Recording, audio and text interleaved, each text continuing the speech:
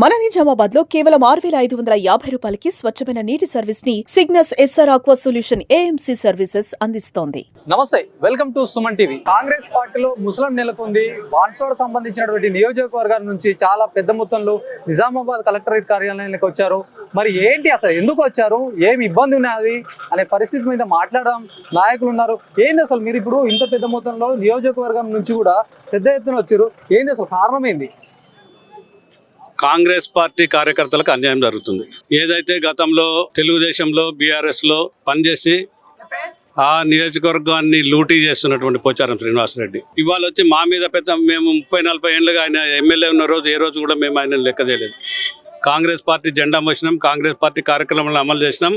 రాజశేఖర రెడ్డి గారి నాయకత్వంలో కానీ, తర్వాత ఉన్న ముఖ్యమంత్రి నాయకత్వంలో కానీ, ఇవాళ రేవంత్ రెడ్డి గారి నాయకత్వంలో కానీ పూర్తి స్థాయిలో కాంగ్రెస్ పార్టీ ఏజెండా మోస్తూ పనిచేస్తున్నటువంటి మాలాంటి వాళ్ళని ఇబ్బందులు పెడుతూ అవసరమైతే పార్టీ ఫిరాయించినటువంటి వ్యక్తి కాంగ్రెస్ పార్టీ అధినాయకత్వాన్ని, ముఖ్యంగా రేవంత్ రెడ్డి గారిని, బీసీసీ ప్రెసిడెంట్ గారిని కేవలం ఆయన అవకాశవాదం కోసం బ్లాక్మెయిల్ చేస్తూ, చట్టాలని శాసనసభ వ్యవస్థని దుర్వినియోగం చేస్తూ బ్లాక్మెయిల్ చేస్తున్నటువంటి శ్రీనివాసరెడ్డి ఆగడాలు కాంగ్రెస్ పార్టీ కార్యకర్తలను చంపేంత వరకు వెళ్ళిన తర్వాత కూడా మేము ఉపేక్షిస్తే మమ్మల్ని ప్రజలు క్షమించరు, లేకపోతే పార్టీ క్షమించరు అనేటువంటి ప్రధాన ధ్యేయంతో ఇవాళ నిజామాబాద్ జిల్లా కలెక్టర్ కార్యాలయానికి ఎంజీఎన్ఆర్ఎస్ నిధులు ఏవైతే ఉన్నాయో వాటిని గ్రామాల్లో గ్రామ సభలు పెట్టి ఆ గ్రామ సభల ద్వారా లొకేషన్లు ఎంపిక చేసి అక్కడ ఉన్నటువంటి ఆ గ్రామస్తుల్లో మెజారిటీ గ్రామస్తుల అభిప్రాయం మేరకు పనులు నిర్వహించాలనేటువంటి ప్రధాన ఎజెండాతో జిల్లా కలెక్టర్ గారికి వినతి పత్రం చేయడం జరిగింది.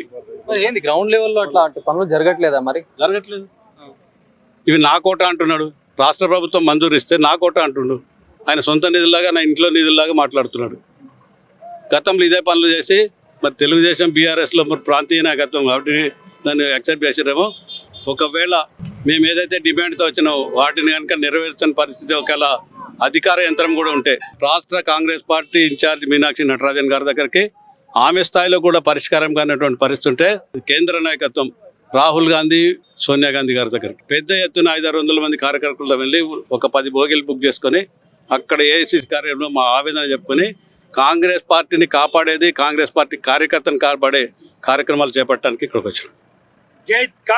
చూడొచ్చు, ఏదైతే ప్రభుత్వం నుంచి వచ్చినటువంటి నిధులు సరైన క్రమంలో గ్రామ స్థాయిలో కూడా గ్రామ సభలు పెట్టి అవన్నీ కూడా నిధులకు సంబంధించి ముందుకెళ్లాల్సినటువంటి ఉండే పరిస్థితి ఉండగా కూడా అట్లాంటి ఏం జరగట్లేదని చెప్పేసి మొత్తానికి నిజామాబాద్లోని కలెక్టర్ కార్యాలయానికి వచ్చి కూడా కాంగ్రెస్ శ్రేణులు సైతం కూడా వినతి పత్రం అందించారు.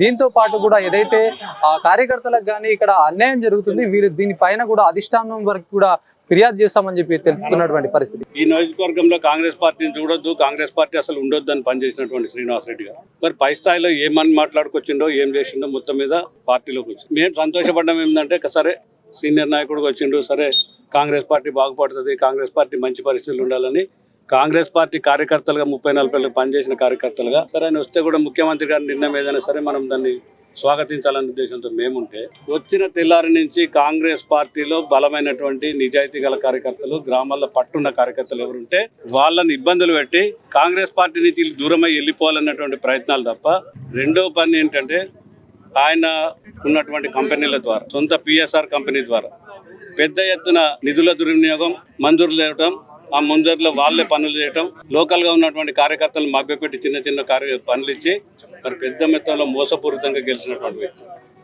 ఇక్కడికి వచ్చి కాంగ్రెస్ కార్యకర్తలే లక్ష్యంగా పెట్టుకుని టెండర్లో ఆయన ఆ మండలానికి సంబంధించినటువంటి వ్యక్తితో టెండర్ వేయించి టెండర్ తీసుకున్న తర్వాత ఎగ్జిక్యూటివ్ ఇంజనీర్ని కానీ, డిప్యూటీ ఎగ్జిక్యూటివ్ ఇంజనీర్ని కానీ, లేదా ఏఈలను కానీ బెదిరించి ఆ పని కార్యక్రమం ఆయనతో చేయొద్దు, అవసరమైతే నేను వేరే వాళ్ళని పంపిస్తా, అది క్యాన్సిల్ చేయండి, టెండర్ క్యాన్సిల్ చేయండి ఒత్తిడి చేస్తే అధికారులు సార్ ఇది సాధ్యం కాదు, టెండర్ క్యాన్సిల్ చేయడం మాతో కానటువంటి పని, టెండర్ అయిన దాన్ని మరి మీరు ఏ రకంగా మరి వాళ్ళని ఒప్పించుకుంటారో మీరే మాట్లాడి చేయమని చెప్తే